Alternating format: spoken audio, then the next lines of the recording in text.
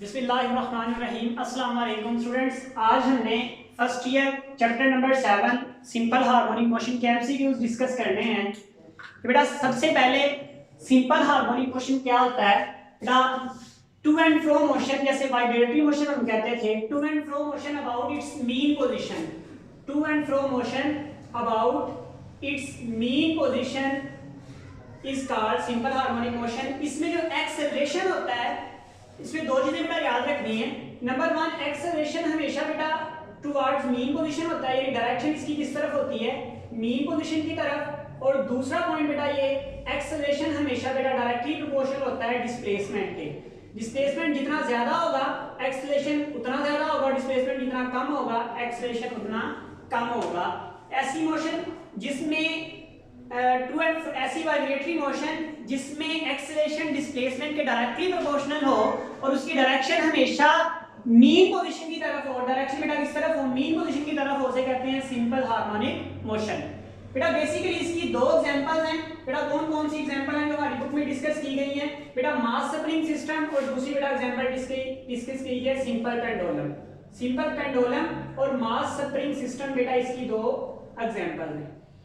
Simple pendulum बेटा हम next lecture में डिस्कस करेंगे या आगे डिस्कस करेंगे। इसमें बेटा मास स्प्रिंग सिस्टम को और दूसरी सारी चीजों को डिस्कस करेंगे। मास स्प्रिंग सिस्टम बेटा जो होता है वो दो तरह का हो सकता है। नंबर वन बेटा horizontal mass spring system, number two बेटा वर्टिकल मास स्प्रिंग सिस्टम। जैसे बेटा अगर हमारे पास स्प्रिंग सिस्टम इस तरह से बनाया गया है जिसमें इस तरह से ये मूव कर रहा है, तो इसे बेटा क्या कहते हैं? Horizontal mass spring system. जबकि अगर बेटा स्प्रिंग सिस्टम जो है हमारे पास इस तरह से बनाया गया है जिसमें स्प्रिंग जो बेटा इस तरह से लटकाया हुआ है, तो इसे कहते हैं बेटा वर्टिकल स्प्रिंग सिस्टम। बेटा इसकी दोनों अलग अलग प्रॉपर्टीज होंगी। इन दोनों के लिए के की वैल्यू होगी अप्रॉक्सीमेटली बेटा के कांस्टेंट तो एक ही रहेगा। आगे बेटा इस पर भी बात करेंगे। नेक्स्ट बेटा कुछ important point for MCQs point of view से बहुत जरूरी है बेटा। अक्सर वो एमसीक्यूज में देता है द एसेंशियल कंडीशन, मतलब जरूरी condition for simple harmonic motion. Simple harmonic motion के लिए सबसे जरूरी कंडीशन कौन सी होगी? ऑप्शन में आपको देगा बेटा, वो कहेगा रिस्टोरिंग फोर्स। नंबर टू बेटा वो कहेगा रिस्टोरिंग फोर्स। नंबर टू बेटा ऑप्शन आपको देगा वो कहेगा मैस। नंबर थ्री बेटा कहेगा वाइब्रेटरी, या आपको कह देगा इनर्शिया, या बेटा आपको डी ऑप्शन वो दे देगा ए एंड सी। तो बच्चों ने अक्सर रटा लगाया होता है कि रिस्टोरिंग फोर्स अगर होगी तो ऑब्जेक्ट इसकी तरफ आएगा, अदरवाइज नहीं मूव करेगा, तो वो जल्दी से रिस्टोरिंग फोर्स पर टिक लगा देते हैं। लेकिन बेटा याद रखें सिंपल हार्मोनिक मोशन के लिए दो चीजें जरूरी हैं, एक रिस्टोरिंग फोर्स जरूरी है और दूसरा इनर्शिया जरूरी है। जैसे बेटा एग्जांपल लेते हैं, हमारे पास बेटा पेंडुलम है पोजीशन ओ पर। अगर पोजीशन ओ पर बेटा पेंडुलम मौजूद है, आप इसको डिस्प्लेस करवा देते हैं, इस पोजीशन पर इसको ले आते हैं। आप बेटा इसको डिस्प्लेस करवाते हैं और इसको ले आते हैं पोजीशन ओ से, सपोज करें हम इसको यहां पर ले आते हैं, तो बेटा यहां पर इसको वापस लाने के लिए जो फोर्स लगेगी बिल्कुल वो रिस्टोरिंग फोर्स होगी। वापस आते हुए बेटा इस पर रिस्टोरिंग फोर्स ही लग रही होगी, इसको एफ आर से लिख सकते हैं रिस्टोरिंग फोर्स। क्या बेटा वो यहां पर ऑब्जेक्ट आकर रुक जाएगा? हरगिज यहां पर वो नहीं रुकेगा, बल्कि आगे की तरफ ट्रैवल करना शुरू कर देगा। बेटा यहां तक तो वो रिस्टोरिंग फोर्स की वजह से आया, एक्सट्रीम से मीन पोजीशन तक वो रिस्टोरिंग फोर्स की वजह से आया, लेकिन इसके भी आगे जो मूव कर रहा है वो किसकी वजह से मूव कर रहा है? वो इनर्शिया की वजह से मूव कर रहा है, क्योंकि वो अपनी मोशन को कंटिन्यू रखना चाहता है। यही प्रॉपर्टी हम क्या कहते हैं? इनर्शिया कहते हैं। इसके आगे दोबारा बेटा इनर्शिया की वजह से एक्सट्रीम पोजीशन पर चला जाएगा, और यहां से फिर जब बेटा वापस आएगा तो रिस्टोरिंग फोर्स की वजह से आएगा, और फिर इस तरह से बेटा यहां तक रिस्टोरिंग फोर्स अमल कर रही होगी और उसके बाद भी बेटा इनर्शिया की वजह से आगे चला जाएगा। इसे बेटा दो पॉइंट जरूरी हैं, रिस्टोरिंग फोर्स एंड इनर्शिया। तीसरा पॉइंट ये भी हो सकता है कि वहां पे फ्रिक्शन कम से कम हो, ये पॉइंट बेटा बड़ा जरूरी है। फ्रिक्शन लेस अगर हुआ, हवा की एयर की फ्रिक्शन भी निगलेक्ट करेंगे तो फिर सिंपल हार्मोनिक मोशन होगा, अदरवाइज वो डैम्प्ड हो जाएगा, मतलब उसका एम्पलीट्यूड कम होते होते डिक्रीज होते होते बिल्कुल खत्म हो जाएगा। अच्छा बेटा इस पॉइंट पर सपोज करें पेंडुलम की एग्जांपल ले रहे हैं, इस पॉइंट पर बेटा इस पर टोटल जो फोर्सेस लग रही होती हैं बेटा वो दो लग रही होती हैं, एक ये टेंशन की फोर्स होती है और दूसरी फोर्स ऑफ ग्रेविटी होती है। बेटा मैंने सिंपल पेंडुलम वाले टॉपिक में आपको जरा डिटेल से पढ़ाया हुआ है, वहां पे भी जाके आप देख सकते हैं। तो बेटा फोर्स ऑफ ग्रेविटी इस पर लग रही है और दूसरी टेंशन की फोर्स लग रही है, लेकिन फोर्स ऑफ ग्रेविटी के बेटा हम दो कंपोनेंट बना लेते हैं। एक कंपोनेंट इसके 90 के एंगल पे यहाँ पे बनता है और एक कंपोनेंट बेटा इसका यहाँ पे बनता है।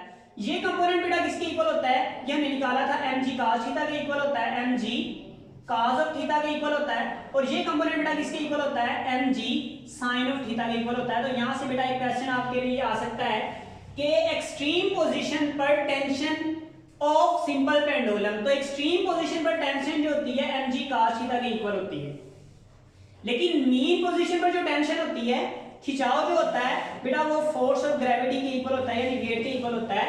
बेटा एक्सट्रीम पोजीशन के लिए T is equal to mg cos theta आप लिख सकते हैं, और मीन पोजीशन के लिए टेंशन इज इक्वल टू बेटा क्या लिख सकते हैं, mg के इक्वल लिख सकते हैं। ये बेटा किस जगह पर है, मीन पोजीशन पर, और बेटा ये किस जगह पर है, एक्सट्रीम पोजीशन पर। इस तरह से बेटा अगर वेलोसिटी और एक्सेलरेशन डिस्कस करें, वो हम बेटा नेक्स्ट में डिस्कस करेंगे, आगे उसके लिए मैं स्पेशल स्टेज छोड़िए, तो वहां पर बेटा उसकी वेलोसिटी, डिस्प्लेसमेंट और एक्सेलरेशन को डिस्कस करेंगे, कहां पर मैक्सिमम होगा, कहां पर मिनिमम होगा। नेक्स्ट बेटा पॉइंट लिखा हुआ है angle between a and x for simple harmonic motion. अच्छा बेटा आप लोगों ने निकाला था, इसका आंसर बेटा क्या होगा, essential for simple harmonic motion restoring force and inertia. तीसरा मैंने पॉइंट आपको बता दिया, अगर यहां पर मैथ की जगह पर वो क्या देता है, फ्रिक्शनलेस तो फिर बेटा इसका ऑप्शन होगा A, B एंड C, मतलब तीनों कंडीशन होना जरूरी है, फिर सिंपल हार्मोनिक मोशन होगी। अगर तीनों में से कोई एक कंडीशन भी नहीं सेटिस्फाई होगी तो सिंपल हार्मोनिक मोशन नहीं होगी। अच्छा बेटा हम सबको पता है कि A जो होता है सिंपल हार्मोनिक मोशन में एक्सेलरेशन डिस्प्लेसमेंट के क्या होता है, डायरेक्टली प्रोपोर्शनल होता है। तो बेटा इसमें हम क्या लिख सकते हैं, हमने फार्मूला जो ड्राइव किया था वो हमारे पास आया था A is directly proportional to minus x, ये हमने बेटा लास्ट में फार्मूला ड्राइव किया था। बेटा यहाँ पर माइनस का मतलब क्या है, माइनस मींस इन दोनों का जो फेज है, ये दोनों बेटा वेक्टर क्वांटिटीज हैं, इन दोनों का फेज एक दूसरे के बिल्कुल अपोजिट होगा, एक दूसरे के बिल्कुल अपोजिट होगा। मीन अगर एक्सेलरेशन का इस तरफ है तो डिस्प्लेसमेंट इस तरफ होगा, और अगर बेटा एक्सेलरेशन इस तरफ है तो डिस्प्लेसमेंट बेटा इसके अपोजिट डायरेक्शन में होगा, डिस्प्लेसमेंट इस तरफ होगा, यानी दोनों का फेज बिल्कुल एक दूसरे के अपोजिट होगा। तो एंगल इनमें हमेशा बेटा कितना बनेगा, 180 डिग्री बनेगा, हमेशा बेटा कितना एंगल बनेगा, 180 डिग्री इसमें एंगल फॉर्म होगा। अच्छा बेटा उसके बाद अगर हम इसकी ग्राफ की बात करें, एमसीक्यू में पूछ लिया ग्राफ बताएं A एंड x के दरमियान सिंपल हार्मोनिक मोशन में, सपोज करें, अब याद रखें डायरेक्टली प्रोपोर्शनल है तो स्ट्रेट लाइन में होगी। जब भी आप ग्राफ बेटा ड्रा करते हैं तो ग्राफ के लिए सबसे जरूरी बेटा जो चीज होती है वो कौन सी होती है बेटा, सबसे जो जरूरी चीज होती है ग्राफ के लिए वो यहाँ पर ये होती है कि अगर डायरेक्टली प्रोपोर्शनल का साइन मौजूद है तो मींस दैट जो लाइन होगी वो स्ट्रेट होगी। तो इससे बेटा ये तो पता चल रहा है डायरेक्टली प्रोपोर्शनल माइनस एक्स के है, और बेटा ग्राफ की लाइन क्या रहेगी, स्ट्रेट लगेगी। लेकिन क्या वो लाइन इस तरह से होगी, मीन अगर ये एक्स हम ले लें और ये डिस्प्लेसमेंट ले लें और ये एक्सेलरेशन ले लें तो इस तरह से होगी, यहाँ पर बेटा होगा नेगेटिव एक्स और यहाँ पर होगा नेगेटिव ए। वाई के लोग बेटा एक्सेलरेशन ले लिया, एक्स के लोग हमने डिस्प्लेसमेंट ले लिया, क्या वो लाइन बेटा इस तरह से होगी, या फिर लाइन बेटा वो अगर हम यहाँ पर बेटा बात करें, यहाँ पर हम लाइन जो है वो इस तरह से बना लेते हैं। ये हमारे पास बेटा क्या है, x पॉजिटिव है, ये a पॉजिटिव है, ये x नेगेटिव है और ये a नेगेटिव है। या बेटा वो आपके पास लाइन जो है वो इस तरह से फॉर्म होगी, या बेटा वो लाइन आपके पास इस तरह से फॉर्म होगी। आखिर वो लाइन किस तरह से होगी, तो बेटा याद रखें इससे बेटा हमें 180 डिग्री से बड़ा क्लियर एंड कट पता चलता है। देखिए बेटा अगर हम यहाँ पे कहें कि एक्सेलरेशन अगर पॉजिटिव मैक्सिमम है तो डिस्प्लेसमेंट भी पॉजिटिव मैक्सिमम होगा, ये कभी नहीं हो सकता। अगर एक्सेलरेशन पॉजिटिव मैक्सिमम है तो डिस्प्लेसमेंट नेगेटिव मैक्सिमम होगा। It mean acceleration positive maximum, displacement negative maximum, तो ये पॉइंट बेटा ठीक आ रहा है।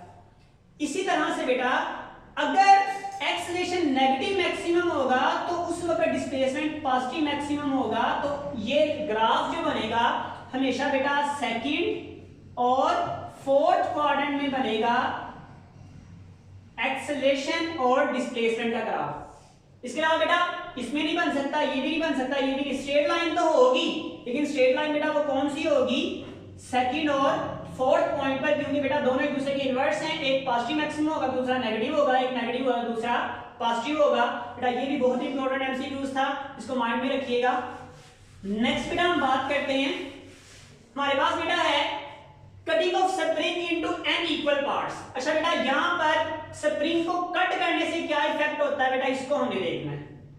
तो उसके लिए बेटा सबसे पहले आप ये बात याद रखें, अगर हम बेटा रिस्टोरिंग की फोर्स की बात कर रहे हैं और रिस्टोरिंग फोर्स आप कह रहे हैं माइनस के एक्स के इक्वल होती है, के यहाँ पर बेटा क्या है, के स्प्रिंग कांस्टेंट है, के स्प्रिंग कांस्टेंट है। तो बेटा अब एक पॉइंट याद रखिएगा, स्प्रिंग कांस्टेंट किस चीज पर डिपेंड करता है बेटा, स्प्रिंग कांस्टेंट एक तो नेचर ऑफ मटेरियल पर डिपेंड करता है और दूसरा बेटा number of turns per depend करता है, यानी n पर बेटा डिपेंड करता है। मींस अगर हमारे पास किसी में नंबर ऑफ टर्न्स सपोज करें ज्यादा है और इसमें नंबर ऑफ टर्न्स बेटा क्या है, कम है, दो स्प्रिंग आपके पास है, एक स्प्रिंग बेटा ये है, एक स्प्रिंग ये है, इसमें नंबर ऑफ टर्न्स ज्यादा है, इसमें नंबर ऑफ टर्न्स क्या है बेटा, कम है। तो बेटा जिसमें नंबर ऑफ टर्न्स ज्यादा होंगे उसको खींचना स्ट्रेच करना ज्यादा आसान हो जाएगा। इट मींस इसमें k की वैल्यू कम होगी, k मींस स्टिफनेस, कितना सख्त है वो, और जहां पर नंबर ऑफ टर्न्स कम होंगे वहां पर k की वैल्यू बढ़ जाएगी, वहां पर k की वैल्यू बेटा क्या हो जाएगी, बढ़ जाएगी।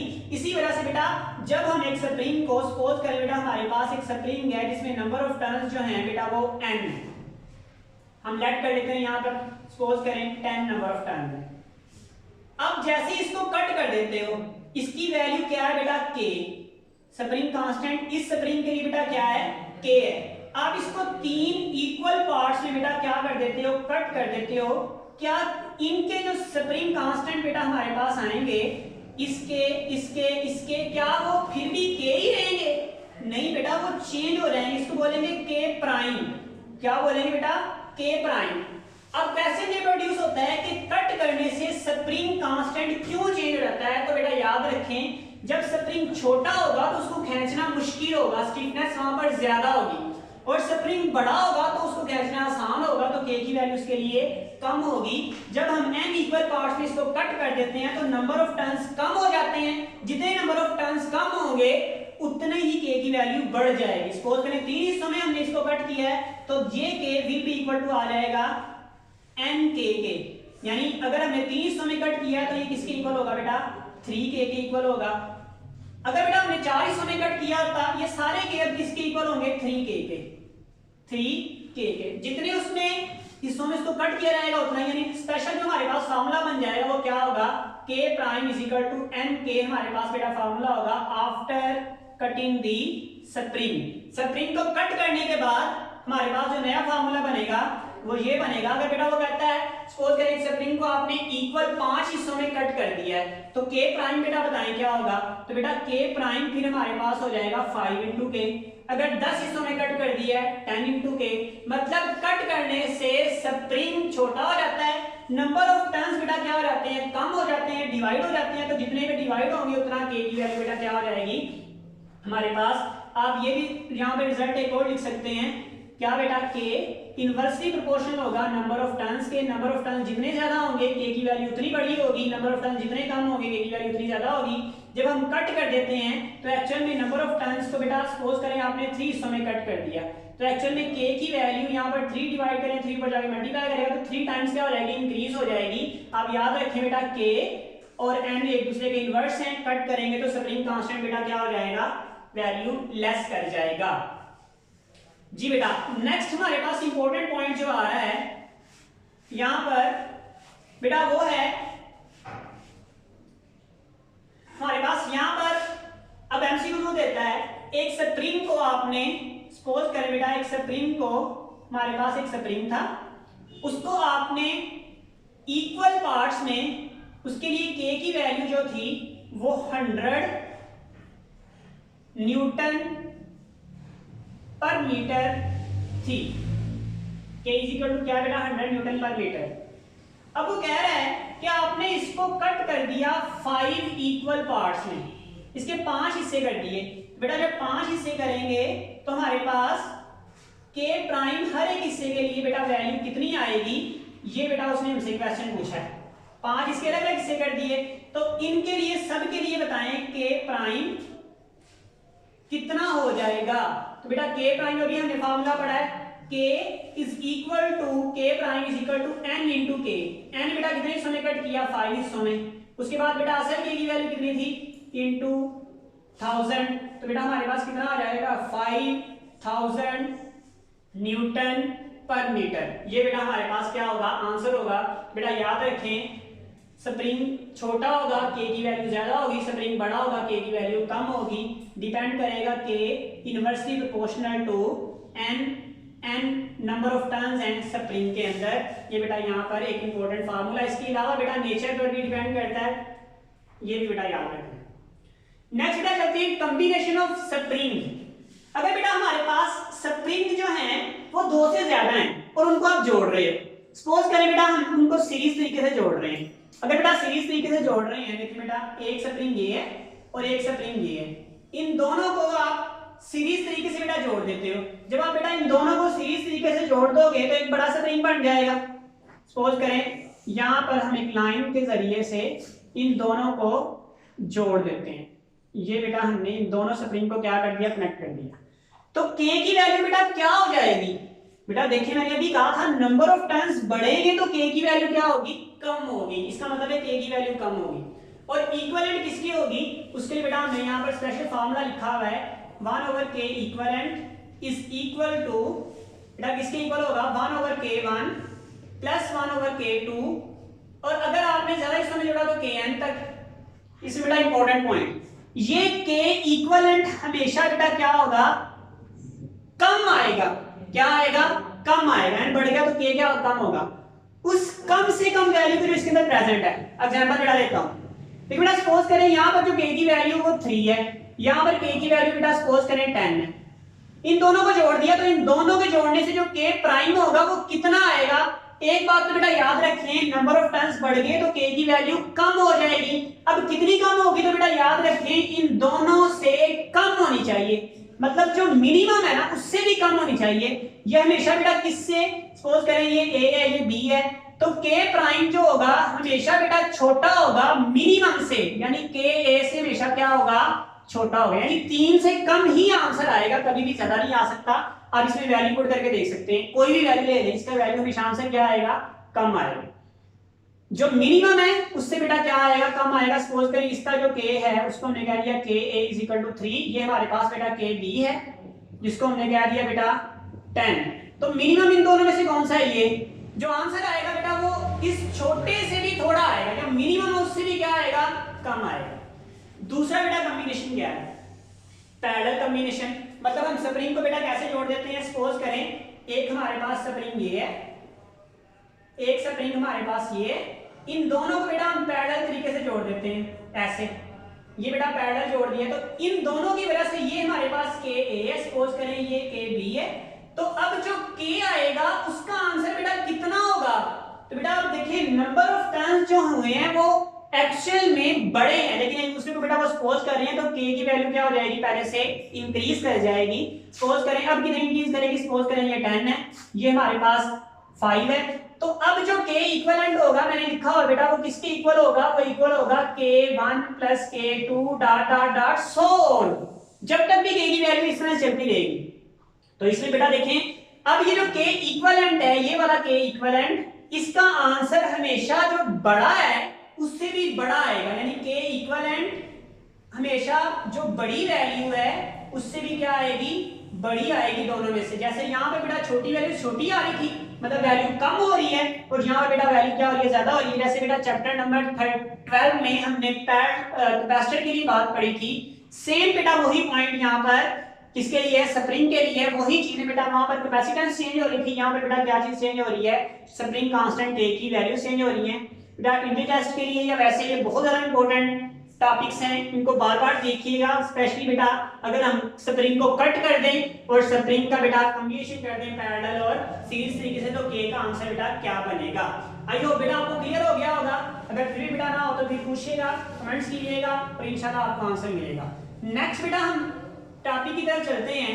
नेक्स्ट बेटा हमारा टॉपिक होगा, देखते हैं बेटा हमारे पास नेक्स्ट बेटा जो होगा वो होगा distance and displacement covered by simple harmonic oscillator.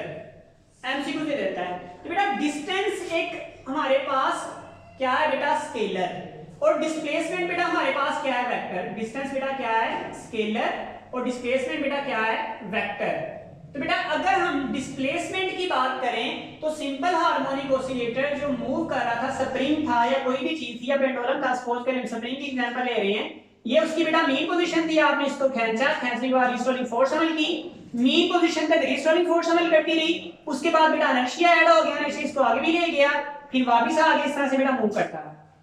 अब बेटा जो यहां से सपोज करें इसे स्टार्ट किया, यहां से स्टार्ट करके दोबारा यहां पर आ गया, एक पूरा चक्कर मुकम्मल कर लिया, यहां से मूव करके दोबारा से यहां पर आ गया, तो इसने कितना डिस्प्लेसमेंट कवर किया एक पूरे रेवोल्यूशन में, एक पूरे चक्कर में, तो डिस्प्लेसमेंट बेटा इसका जीरो है, क्योंकि जिस पोजीशन से स्टार्ट किया वहीं पर दोबारा आ गया, ये बेटा वेक्टर पॉजिटिव हो जाएंगे, नेगेटिव हो जाएंगे, कैंसिल हो जाएंगे।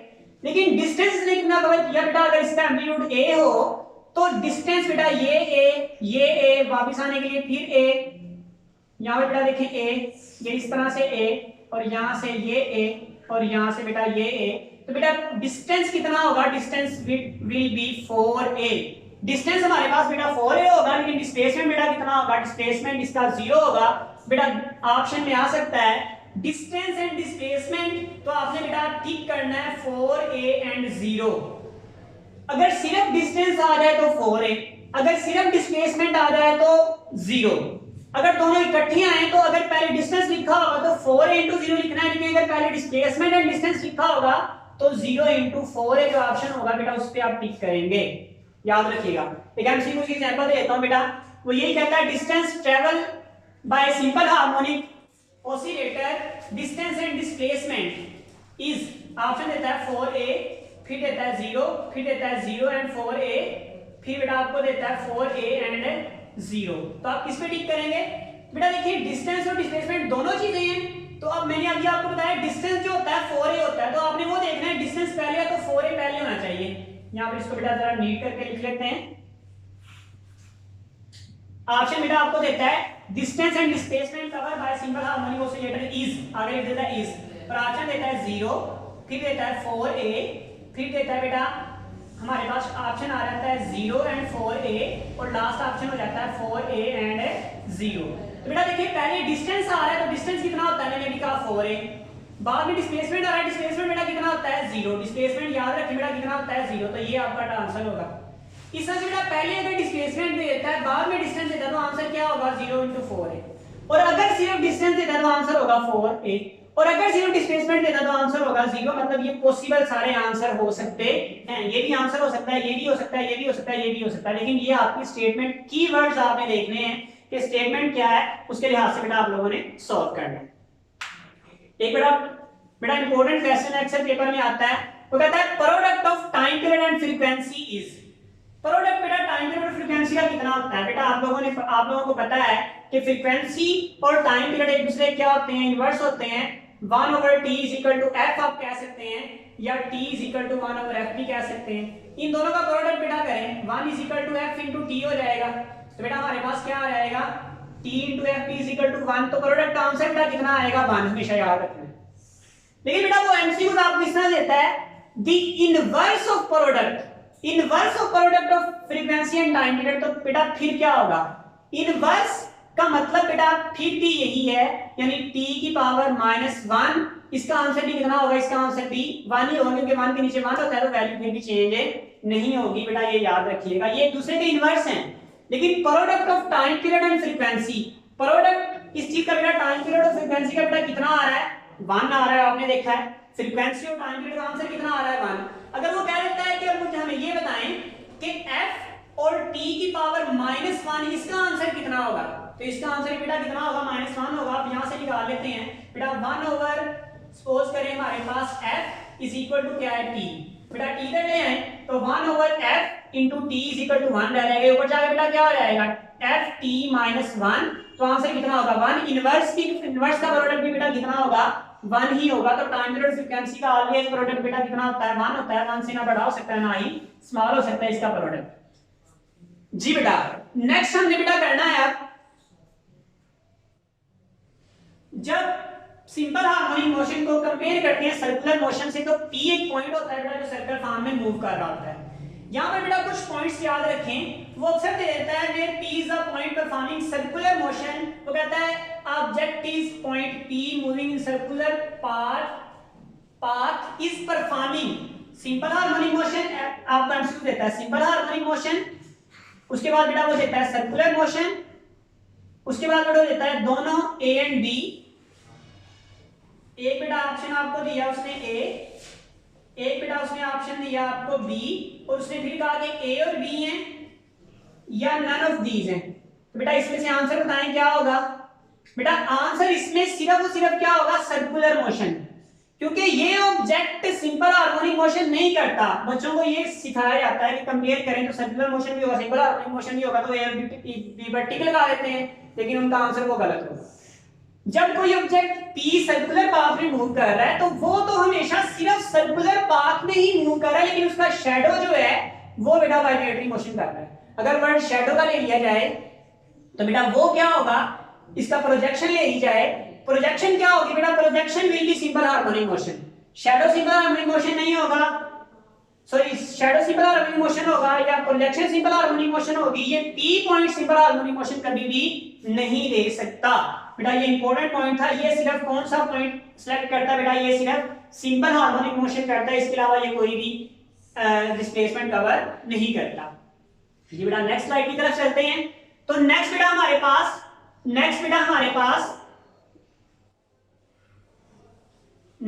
पास आ जाएगा इंस्टेंटेनियस डिस्प्लेसमेंट। इंस्टेंटेनियस डिस्प्लेसमेंट बेटा कितना होता है, x x not sin omega t।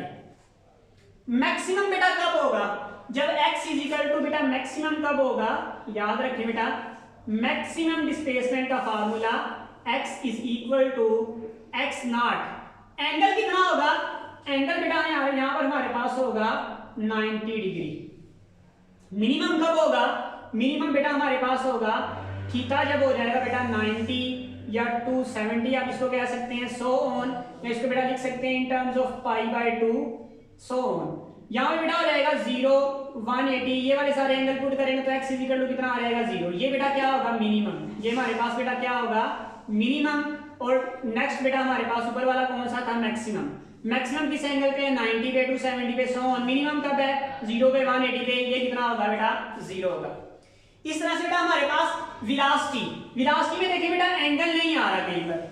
अब एंगल आपसे नहीं पूछेगा, यहां पर वो यही पूछ सकता है कि किस एंगल पर, यहां पर बेटा वो पूछता है कि किस एंगल पर डिस्प्लेसमेंट मैक्सिमम का आधा रह जाता है। बेटा क्वेश्चन दोबारा रिपीट करता हूं, at what angle displacement is half of its maximum. At what angle, question बेटा क्या देता है, at what angle displacement is half of maximum। थीटा बताएं किस एंगल पर हाफ ऑफ मैक्सिमम हो जाएगा। तो बेटा देखें x कितना आना चाहिए, x हमारे पास हो जाना चाहिए x not over 2, x not over 2। यहां बेटा क्या आता है, x नॉट आता है। तो बेटा यहां पर क्या पुट करेंगे हम, x नॉट ओवर 2, यहां बेटा क्या आ जाएगा x nought into sine of theta.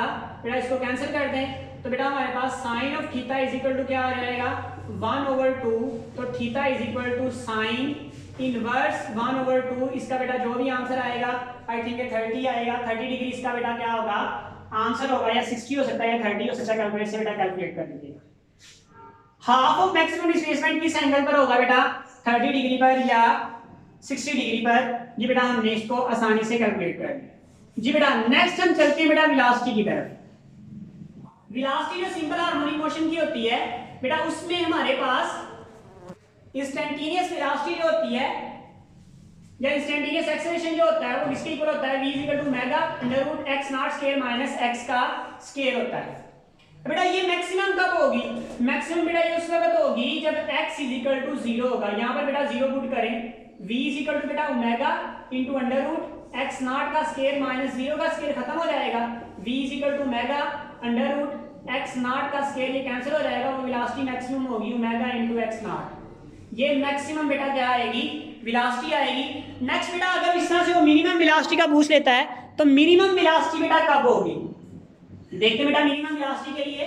तो मिनिमम वेलोसिटी हमारे पास बेटा अगर हम x की जगह पर x0 पुट कर दें, x की जगह बेटा क्या पुट कर दें x0, x = x0, यहां पर बेटा पुट करें v v is equal to बेटा हमारे पास आ जाएगा ओमेगा अंडर रूट ये बेटा x नॉट स्क्वायर वैसे ही माइनस x की जगह पर भी x नॉट स्क्वायर से बेटा क्या हो जाएगा कैंसिल।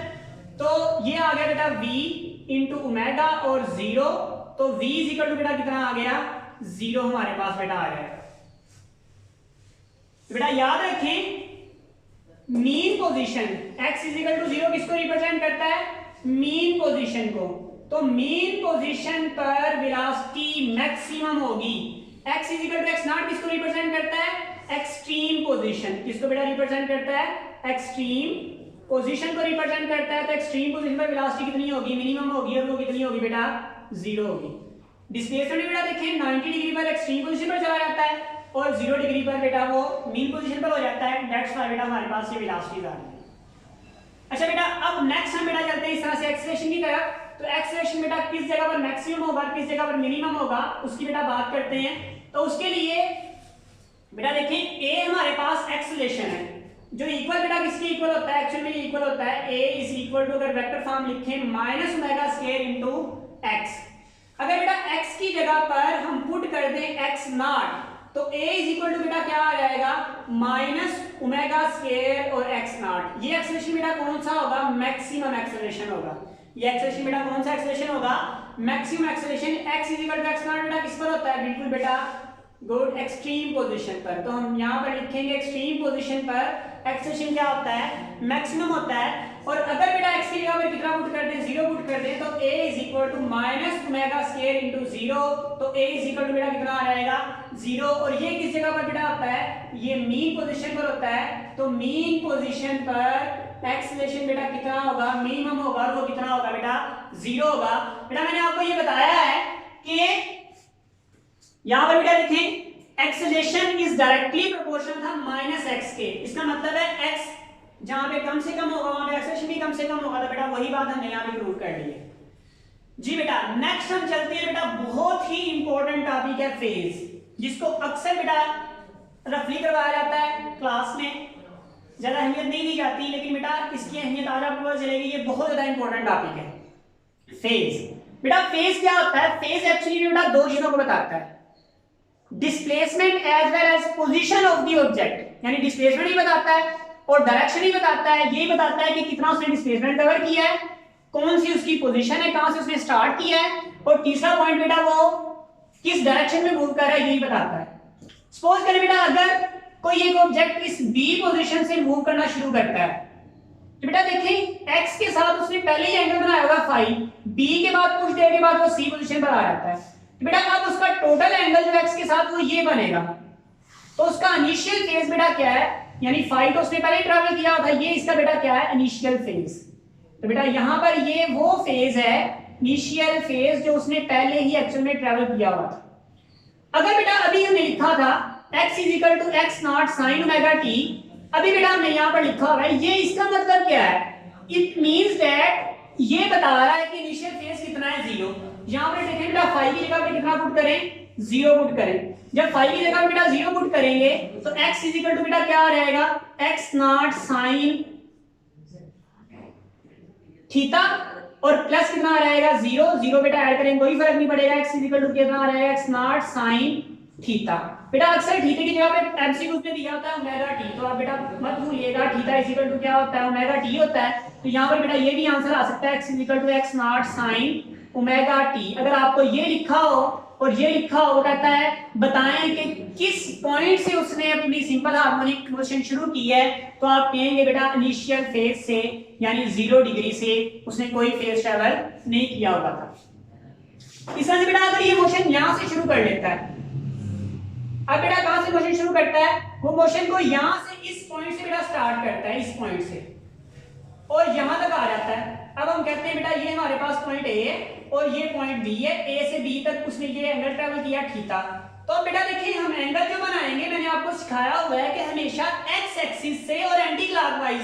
तो एक्स एक्सिस से एंटी क्लॉकवाइज टोटल एंगल बेटा कितना बन रहा है टोटल एंगल हमारे पास एक्स एक्सिस से एंटी क्लॉकवाइज बेटा कितना यहां पर फॉर्म हो रहा है बिल्कुल बेटा वो यहां से यहां तक है ये है टोटल एंगल। ये कितना है ये बेटा हमारे पास है थीटा प्लस फाई। तो बेटा यहां से यहां तक हमें पता है यहां से यहां तक कितना है 90।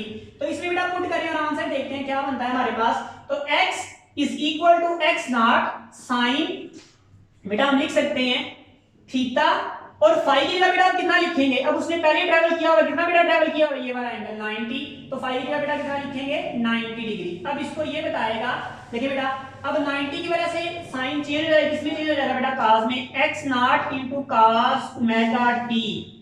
बेटा ये भी डिस्प्लेसमेंट का फार्मूला है, लेकिन ये बताता है कि उसने इनिशियल फेज 90 डिग्री से बेटा स्टार्ट किया था। कहां से बेटा स्टार्ट किया था, 90 डिग्री से। इनिशियल फेज बेटा कितना था, 90 था, तब हमारे पास ये आंसर आएगा। इंस्टेंटेनियस डिस्प्लेसमेंट को ही बताएगा, सिंपल हार्मोनिक मोशन के डिस्प्लेसमेंट को बताएगा। इस तरह से बेटा अगर ऑब्जेक्ट जो है वो यहां से नहीं बल्कि इस पॉइंट से बेटा शुरू करता है, किस पॉइंट से बेटा शुरू करता है, यहां से बेटा शुरू कर लेता है। अब ये बेटा कितना है 180 डिग्री, यहां से सपोज करें उसका पॉइंट बेटा ये A है और A से बेटा वो B तक आ जाता है, तो अब यहां से यहां तक टोटल एंगल जो हमने बेटा मेजर करना है वो ये है, ये टोटल एंगल जो मेजर करना है ओमेगा डी, और ये क्या है थीटा। अब बेटा यहां से यहां तक हमें पता है, यहां से यहां तक हमें पता है ये कितना है, ये 180 डिग्री है। बेटा यहां पर अब क्या पुट करेंगे, यहां पर जैसे ही आप बेटा 180 पुट करोगे इस जगह पर, तो हमारे पास बेटा आंसर क्या आएगा, x equal to x naught sine theta plus 180 degree. और 180 का मतलब बेटा कितना होगा, -1 बेटा इसमें ऐड करेंगे तो हमारे पास आंसर आ जाएगा x इक्वल टू, बेटा हमारे पास यहाँ पे आंसर विल बी साइन 180 भी कितना होगा 0 होगा, तो x nought into sine of theta. इस तरह से बेटा अगर ऑब्जेक्ट ने यहां से डिस्प्लेसमेंट स्टार्ट कर दिया इस पॉइंट से, और टोटल एंगल बेटा A से B तक चला गया, वो A से कहां तक चला गया B तक, तो यहां से यहां तक तो हमारे पास कंप्लीट एंगल है, और यहां से यहां तक हमें पता है कितना है 270 डिग्री है। तो बेटा अब हम क्या लिखेंगे, अब हम लिखेंगे x equal to x naught sine theta plus 270। बेटा इसको खोल के लिखेंगे तो हमारे पास आंसर आएगा x equal to minus x naught into cos omega t। तो बेटा देखें अब हमारे पास डिस्प्लेसमेंट इतने फार्मूले बन गए 3। अब बच्चों में एमसीक्यूज में क्वेश्चन आता है वो हमेशा गलत कर देते हैं, उनको क्वेश्चन आता है बेटा the formula of instantaneous displacement, the formula of instantaneous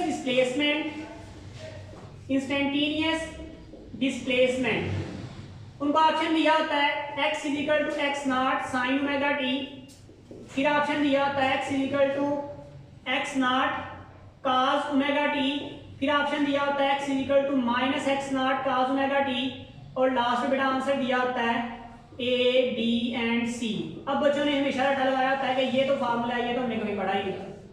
actually बेटा ये भी इंस्टेंटेनियस डिस्प्लेसमेंट के फार्मूले थे, लेकिन किस वक्त थे, जब उसका इनिशियल फेज बेटा 90 डिग्री था, जब इनिशियल फेज बेटा 270 डिग्री था, और ये इनिशियल फेज कितना है 0 और 180 पे है, ये आपने बेटा याद रखना है। या आपको इसका राइट आंसर बेटा क्या होगा, A, B, C तीनों ही फार्मूले हो सकते हैं।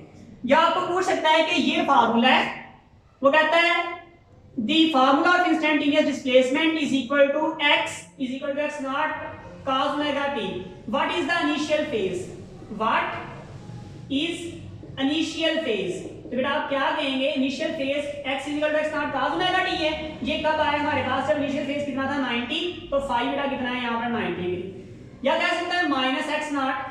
तो अब बेटा इनिशियल फेज कितना है, इनिशियल फेज मैंने आपको बताया कितना है 270, तो अब आंसर बेटा कितना होगा 270 होगा। बेटा ये इंपॉर्टेंट पॉइंट है, ये याद रखने हैं आप लोगों ने कि फार्मूला चेंज हो जाएगा इनिशियल फेज से, मतलब जहां से उसने सिंपल हार्मोनिक मोशन को स्टार्ट किया है उस पॉइंट के साथ। ये बेटा इस वजह से फेज जो है बहुत इंपॉर्टेंट टॉपिक है।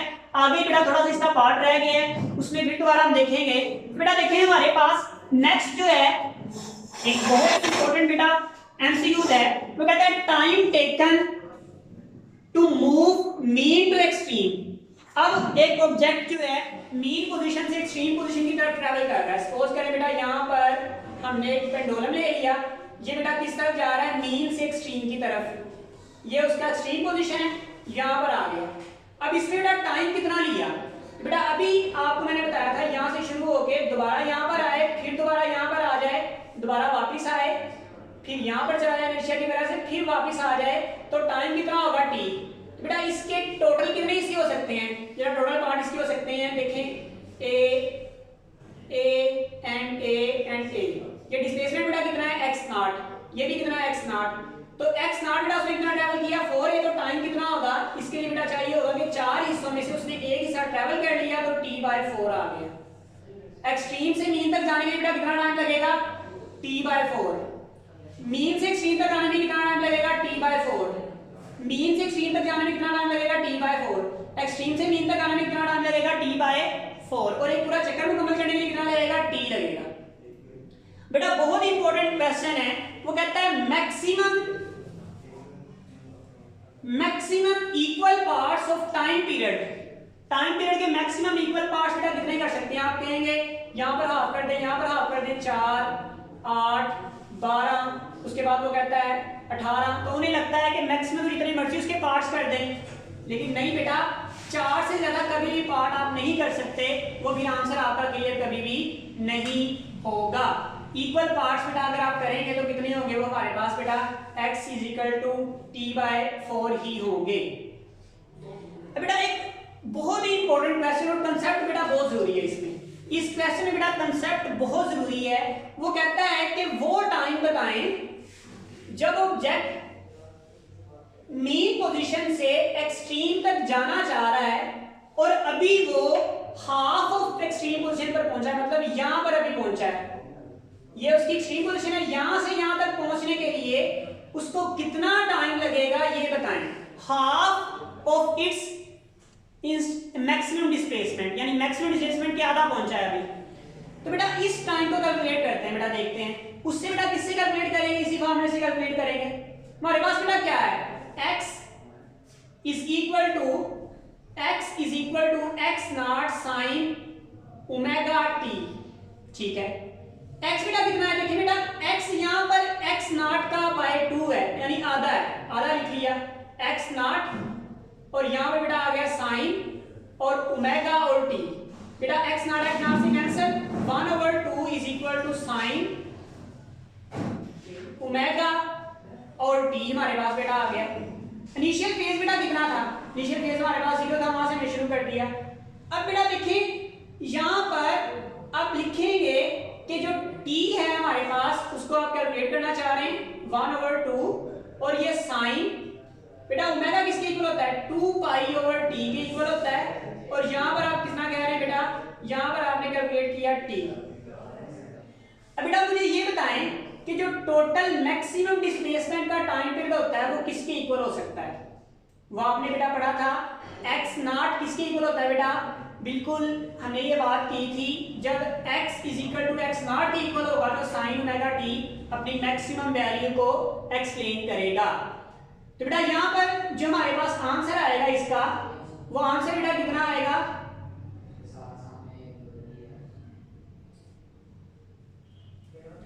जी बेटा t हमारे पास आंसर आएगा t/12 आवर आंसर। इसको बेटा बाद में मैं एक्सप्लेन भी करूंगा आप लोगों को कि किस तरह से ये आंसर बन रहा है। हाफ मैक्सिमम जाने के बेटा कितना आंसर बनेगा, t' = t × 12/2। नेक्स्ट बेटा हमें पता है f = कितना होता है, ma - kx, और a = -k/m × x।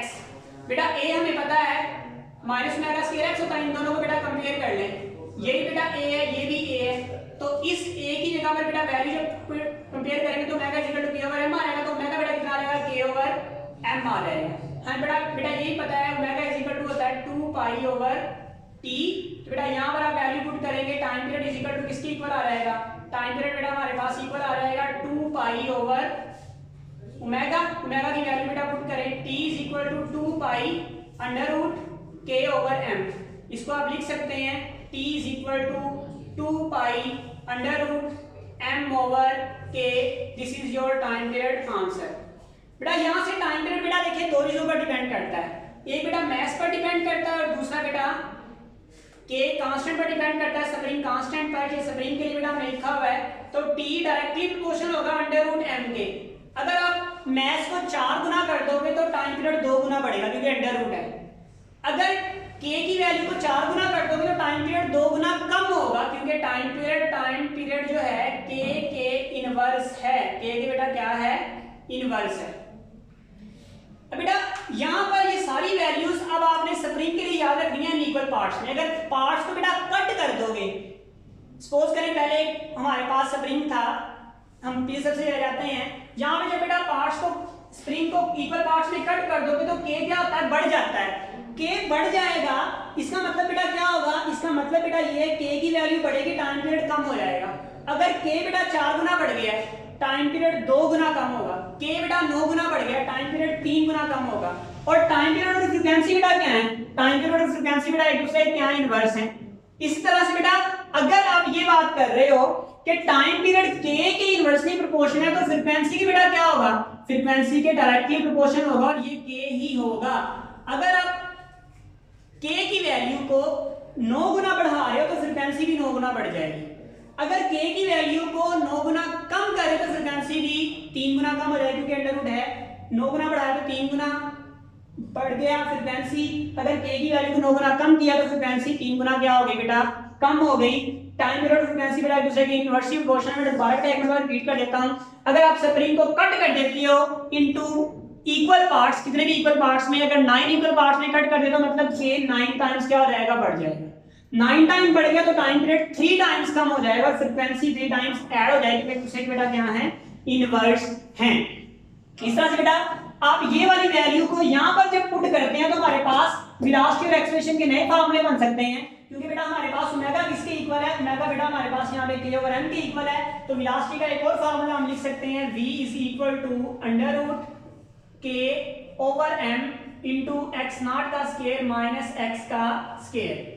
यहाँ पे बेटा अगर मैक्सिमम वेलोसिटी निकालनी है तो बेटा उसी तरह से निकालेंगे, मैक्सिमम किसके इक्वल आएगा, k over m into x not किस पोजीशन पर होगा, x इज इक्वल टू बेटा किस पर होगा, यहाँ पर देखिए बेटा x इज इक्वल टू किस पर होगा, x इज इक्वल टू 0 जब पुट करेंगे, x is equal to 0 put करेंगे तो वेलोसिटी मैक्सिमम आ जाएगी। इसलिए बेटा मैक्सिमम वेलोसिटी का ये फार्मूला बन सकता है, और एक v इज इक्वल टू बेटा क्या बन सकता है, ओमेगा इनटू x नॉट, यहाँ पर ओमेगा की वैल्यू पुट करें तो ये फार्मूला बन जाएगा।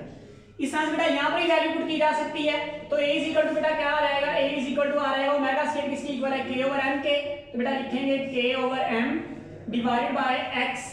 तो बेटा x की वैल्यू मैक्सिमम जब होगी तो यहाँ पर भी मैक्सिमम आ जाएगा, यानी ओमेगा मैक्सिमम कब होगा, a is equal to minus k over m into x naught. ये फार्मूला भी बेटा हमारे पास मैक्सिमम एक्सेलरेशन का है, इस तरह से ये फार्मूला भी मैक्सिमम वेलोसिटी का है।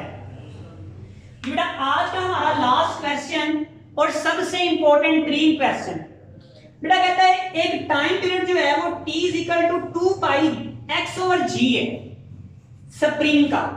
If it is taken such a point planet, एक ऐसे प्लैनेट पे ले गए हैं, ऐसे सियारे पे ले गए हैं, फिर g की कीमत वहां पे g/10 हो गई, g की कीमत कम हो गई ऑन अर्थ से, टाइम पीरियड उसका वहां पर कितना हो जाएगा, क्या 10 गुना बढ़ जाएगा, 10 गुना कम हो जाएगा, पैसे तो बच्चों को समझ ही नहीं आती बात। हमने अभी टाइम पीरियड निकाला t is equal to 2 pi m over k, मतलब ना तो डिस्प्लेसमेंट में डिपेंड करता है ना ही बेटा वो g की वैल्यू पर डिपेंड करता है, लेकिन यहाँ पर बेटा दोनों चीजें आ रही हैं, x भी आ रहा है और g भी हमारे पास आ रहा है।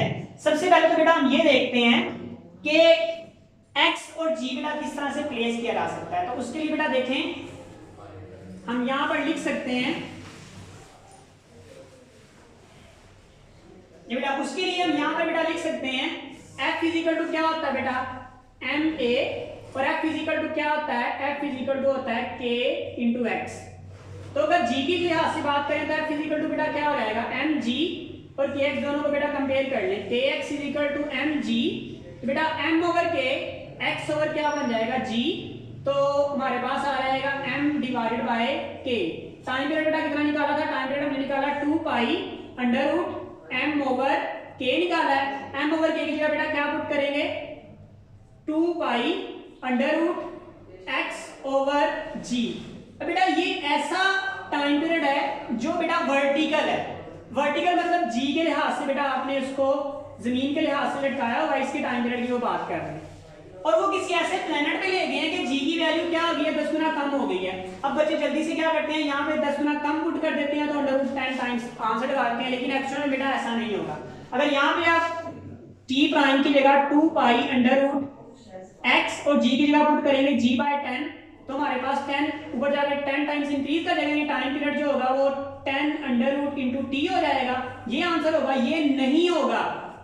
फिर बेटा क्या होगा, अब बेटा यहां पर ये देखें कि अगर बेटा हमारे पास x आपने बढ़ाया है, देखिए बेटा अगर सपोज करें मैंने यहाँ पे फिंगर रखी हुई है, अब स्प्रिंग खुद ब खुद मूव तो नहीं करेगा, जैसे ही मैं फिंगर हटा लूंगा तो ग्रेविटी की वजह से स्प्रिंग वाइब्रेट करना शुरू हो जाएगा। इसका मतलब ये होगा बेटा, अगर फिंगर हटाने से बेटा यहां पर g की वैल्यू अगर बढ़ी है या कम हुई है, g की वैल्यू का मतलब क्या है, g की वैल्यू का मतलब F = mg। अगर g की वैल्यू चेंज हुई है, इसका मतलब है डिस्प्लेसमेंट भी क्या हुआ होगा, चेंज, फोर्स भी उसकी वजह से क्या हुई होगी, चेंज हुई होगी। और फोर्स के चेंज होने से बेटा हमारे पास, फोर्स के चेंज होने से डिस्प्लेसमेंट भी चेंज हुआ होगा। इसका मतलब बेटा ये है कि अगर g हमारे पास g प्राइम g/10 रह गया है, तो यहां पर हमारे पास बेटा x जो होगा वो x/10 हो गया होगा, क्योंकि अगर आपने g कम किया फोर्स कम हो गई, फोर्स कम किया तो x भी कम हो जाएगा। और यहां पर बेटा आप पुट करेंगे t = 2 pi under root, x की जगह पुट करेंगे x/10 और g की जगह पुट करेंगे g/10, 10 से कैंसिल हो जाएगा, तो t प्राइम हमारे पास दोबारा जो आंसर आएगा 2 पाई अंडर रूट x/g के इक्वल ही आएगा। मतलब अगर ये फार्मूला आपको दिया जाए तो इस केस में टाइम पीरियड बेटा चेंज नहीं होगा डिस्प्लेसमेंट के चेंज करने से या ग्रेविटी के चेंज करने से। लेकिन अगर ये फार्मूला दिया जाए तो मास के चेंज करने से टाइम पीरियड भी चेंज हो जाएगा और k के चेंज करने से टाइम पीरियड भी चेंज हो जाएगा। नेक्स्ट लेक्चर में हम बेटा सिंपल हार्मोनिक सिंपल पेंडुलम पढ़ेंगे। अस्सलाम वालेकुम व रहमतुल्लाहि व बरकातहू।